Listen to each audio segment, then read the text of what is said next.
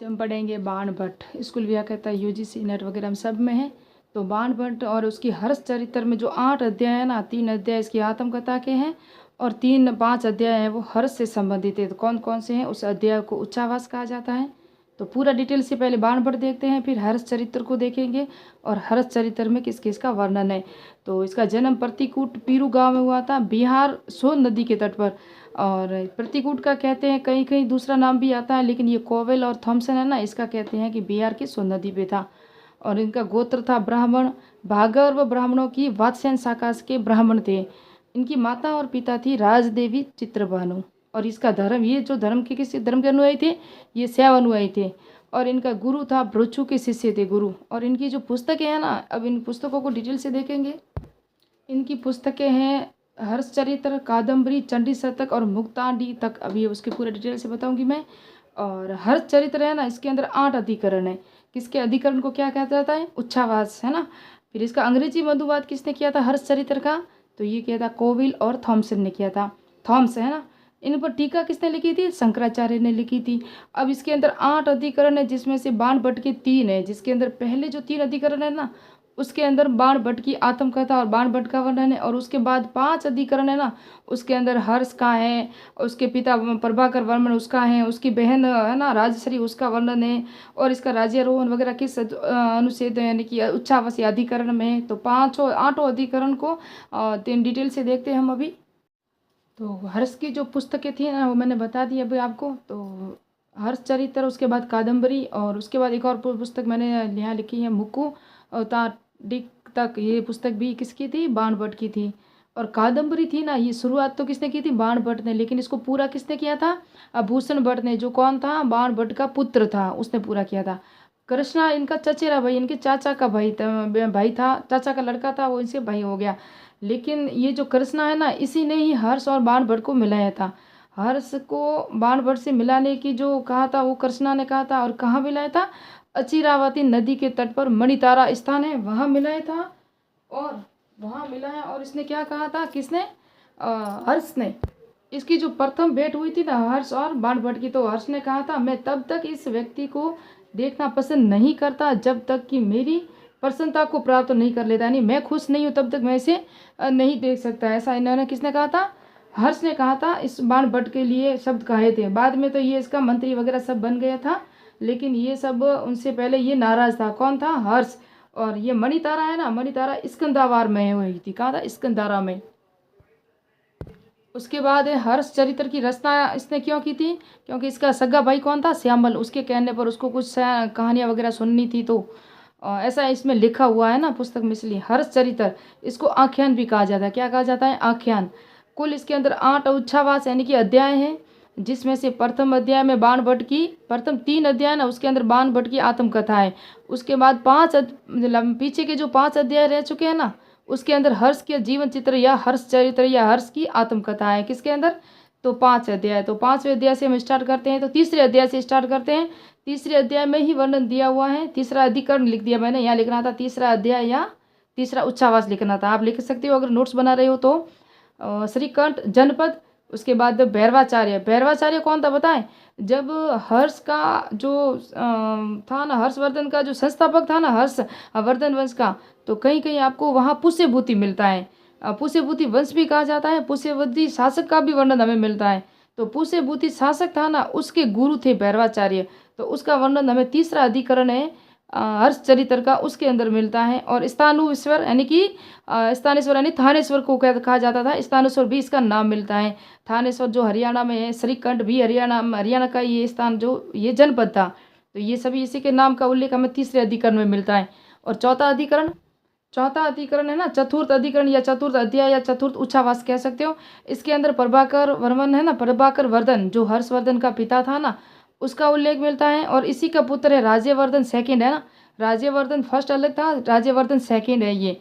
और हर्षवर्धन जो ये दोनों भाई थे, और राजश्री, ये तीनों 2 पुत्र और 1 पुत्री, ये प्रभाकर वर्मन के थे, इसकी जानकारी मिलती है। और राजश्री जो इसकी पुत्री थी, उनके जन्म की जानकारी मिलती है। उसके बाल्यावस्था यानी कि बचपन की जो भी जानकारी मिलती है वो भी मिलती है। और राजश्री थी ना, उसका विवाह कन्नौज के राजा गर्भ वर्मा सेकंड से हुआ था, उसकी जानकारी भी चतुर्थ अधिकरण से में मिलती है। और ये जो है ना हर्षवर्धन का जो काल, या वर्धन वंश, इसकी मैंने प्ले लिस्ट बनाई हुई है। तो सेकंड पार्ट में या फर्स्ट पार्ट में मैंने पूरी डिटेल दी हुई है कि गर्भ वर्मा किस वंश का शासक था, कहाँ इसका शासनकाल था, किसके समकालीन था, गर्भ वर्मा की हत्या के बाद इसका बदला किसने लिया और इसकी हत्या गर्भ वर्मा की किसने की थी। ये तो यहाँ विवाह का उल्लेख है ना। तो अभी डिटेल से और आगे बढ़ते हैं, हम देखते हैं। और तीसरा चतुर्थ अधिकरण आया, अभी पांचवा देखेंगे। तो अब हम पढ़ते हैं पांचवा उच्चावास या अधिकरण। इसके अंदर हम देखेंगे उत्तर पश्चिमी सीमाओं पर जो प्रभाकर वर्मन के शासनकाल में हुणों का उपद्रव हुआ था ना, प्रभाकर वर्मन के समय में हुणों का आक्रमण, तो जिसे दबाने के लिए किसको भेजा था, राज्यवर्धन सिंह सेकंड, जो इसका पुत्र था, किसका, प्रभाकर वर्मन का, तो भेजा। लेकिन हर्ष भी इसके साथ गया था, हर्ष भी कहता मैं भी साथ चलता हूँ, जबकि राज्यवर्धन जो सेकंड है ना, इससे 4 साल छोटा था हर्ष, है ना, 4 वर्ष। फिर छठा अध्याय है ना, प्रभाकर वर्मन था, इसकी जो कौन था, हर्ष का पिता था, उसकी जो बीमारी हो गई, फिर उसका मृत्यु हो गई। तो इसके 2 वेद बताए थे मैंने नेक्स्ट पार्ट में। ये तो मैं छोटा पार्ट सिर्फ बाण भट्ट और हर्ष चरित्र बना रही हूँ, लेकिन हमारी प्ले लिस्ट बन रही है गुप्तोत्तर काल, जिसके अंदर मैत्रेय वंश, मौर्य वंश, वर्धन वंश, हुणों का आक्रमण सभी है। तो वहाँ मैंने आपको बताया था कि हर्षवर्धन के शासनकाल में 2 वैद्य कौन थे, उसका मुझे आप कमेंट में बॉक्स में बताना। तो उन्होंने बहुत इलाज किया था, लेकिन उनकी वो बच नहीं पाए थे, जिसके कारण ये जो है ना प्रभाकर वर्मन, ये बीमारी रहते हुए, इसकी माता कौन थी, यशोमती, वो उसने पहले ही सती हो गई थी, उसको पता था कि ये जीवित नहीं रहेंगे, और बाद में इनकी भी मृत्यु हो गई थी, किसकी, प्रभाकर वर्मन की, जो इनके पिता थे हर्ष के। और इसी जो छठा अध्याय है ना हर्ष चरित्र का, उसी के अंदर गर्भ वर्मा और राज्यवर्धन की हत्या किसने की थी, ये भी मैंने पार्ट में बताया हुआ है, सेकंड पार्ट में या फर्स्ट पार्ट में। गुप्तोत्तर काल के जो है ना, गुप्तोत्तर काल, गुप्त काल के बाद की जो शासन है, उसके अंदर गर्भ वर्मा की हत्या की गई थी। राज्यवर्धन सेकंड है, उसकी हत्या गौड़ शासक बंगाल का था शशांक, उसने की थी। गर्भ वर्मा की हत्या देवपाल, जो देवपाल गुप्त था, मालवा का शासक, उसने की थी। उसकी पूरी स्टोरी मैंने बताई हुई है, वो आप अगर वीडियो नहीं देखा तो मेरी प्ले लिस्ट देख लेना। और उसी प्ले लिस्ट में ये भी शॉर्ट वीडियो जो 2, 4, 10 मिनट का हो सकता है, ज़्यादा मैं नहीं बनाऊंगी, बड़ा आपको शॉर्ट जानकारी दे रही हूँ। और इनका सेनापति सिंहनाद था, कौन था, सिंहनाद। उसने बहुत अनुरोध किया, ने कहने पर ही इन्होंने अपना राज्याभिषेक भी किया, राज्यारोहण और हर्ष संवत भी चलाया था 606 में, क्योंकि 606 में ही हर्ष राजगद्दी पर बैठा था। जिस तरह गुप्त शासन 319 में गुप्त संवत चलाया था, क्योंकि अपनी राज्यारोहण के समय ही चलाया था। और उसके बाद चंद्रगुप्त प्रथम ने चलाया था। उसके बाद एक हम देखे थे, वो जो वल्लभी का शासक था ना, वल्लभी संवत, वो भी 319 में ही चलाया था, जिस तरह गुप्त संवत चलाया गया था। तो इसी तरह ये हर्ष संवत भी चलाया गया था इसके राज्याभिषेक के समय। और हर्ष की प्रतिज्ञा क्या थी, ये मैं बता दूं आपको, क्योंकि हर्ष ने प्रतिज्ञा ली थी। किस लिए ली थी, क्योंकि उसको पता है गॉड, इसके जो बहनोई था, कौन था, ये गर्भवर्मा इनका बहनोई था, और राज्यवर्धन सेकंड इनका भाई था, इनका बदला लेना था ना, इसलिए उसने प्रतिज्ञा की थी। किसने की थी, हर्ष ने प्रतिज्ञा की थी कि जब तक मैं इनको जान की मार न दूँ ना, तो भी मैं इसके राजगद्दी पर नहीं बैठूंगा, ऐसी प्रतिज्ञा इन्होंने ली थी। और इस प्रतिज्ञा का वर्णन है, उन्होंने यही प्रतिज्ञा ली थी कि मैं जब तक अपने बहनोई का जो हत्यारा या अपने भाई के हत्यारा को न मार दूं, तब तक मैं राजगद्दी पर नहीं बैठूंगा। लेकिन उसके सेनापति के कहने पर वो बैठ गया, और फिर उसने बदला भी लिया, किससे मिलकर, वो जो कामरूप किसे कहते हैं, कामरूप असम है, कामरूप वर्तमान में असम है ना, पहले उसे कामरूप कहा जाता, उसका राजा था भास्कर वर्मा। देखो ये 7वें अधिकरण में दिया हुआ है, हर्ष की दिग्विजय नीति, कामरूप का शासक था भास्कर वर्मा का दूत हसबे गाया था, और उससे ने मित्रता की और सहयोग की आसना भी की। और इसने ये भास्कर वर्मा के बारे में क्या लिखता है बाण भट्ट की, उसने कहा था कि भास्कर वर्मा शिव के अलावा किसी के सामने सिर नहीं झुकाया था, लेकिन वो हर्ष के सामने सिर झुकाया और उसका सहयोग किया, और बंगाल का गौड़ शासक था, उसकी हत्या भी की। फिर 8वां अध्याय, जिसके अंदर राजश्री की खोज और प्राप्ति, बाण भट्ट राजश्री की खोज और प्राप्ति किसके सहयोग की थी, किससे की थी, राजश्री की खोज इसका ममेरा भाई कौन था, बंडी था ना, बंडी, ये इसका ममेरा भाई था, उसने उसको खोजा था। और उसकी प्राप्ति भी एक दिवाकर मित्र था, बौद्ध भिक्षु था, उसके कहने पर उसे पता चला कि वो पता नहीं कौन से अरावली नहीं, सॉरी, विंध्याचल के जंगलों में वो सती हो रही थी, तो उसको बचाया, इन दोनों के सहयोग से वापस ले आए। फिर कन्नौज पे अधिकार भी किया, वापस उन्होंने शासन भी किया। और बाण भट्ट ने अवंती था ना, अवंती को विदेश मंत्री और युद्ध मंत्री 2 बताया, वो हर्षचरित्र में भी इसका वर्णन है।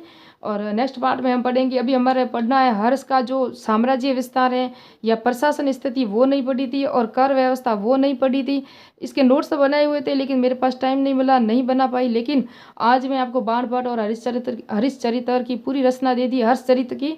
उसके बाद नेक्स्ट में ये वीडियो में आपको जो कन्नौज सभा है, महामोक्ष परिषद सभा है और प्रयाग सभा है। इन सब की डिटेल से एनसीईआरटी बुक और सौरभ चौबे की बुक से पूरा डिटेल से दूंगी। मिलते हैं नेक्स्ट पार्ट में। मेरे चैनल को सब्सक्राइब नहीं किया तो सब्सक्राइब कर ले, लाइक कर ले, कमेंट कर ले, शेयर कर ले। और गुप्तोत्तर काल की प्ले लिस्ट आप पूरी देख लेना। गुप्त काल की पूरी प्ले लिस्ट बनी हुई है, वैदिक काल की पूरी बनी हुई है, सिंधु घाटी सभ्यता की भी पूरी बनी हुई है ना। तो वैदिक काल, उत्तर वैदिक काल, प्राचीन काल, पाषाण काल, ताम्रपाषाण काल, जौरवे संस्कृति, जितनी भी संस्कृतियाँ थी ना प्राचीन, वो सब बनी हुई है। अब हम इसके बाद में जब एक पार्ट और रहा है हर्षवर्धन या वर्धन काल का, जो गुप्तोत्तर काल में आता है, उसके बाद हम स्टार्ट करेंगे गुजर प्रतिहार या प्रतिहार, जो भी राजपूत वंश स्टार्ट होगा वो धीरे धीरे पूरी डिटेल से प्राचीन इतिहास पूरा करेंगे। मिलते हैं नेक्स्ट पार्ट में, नेक्स्ट वीडियो में। जय हिंद, जय भारत।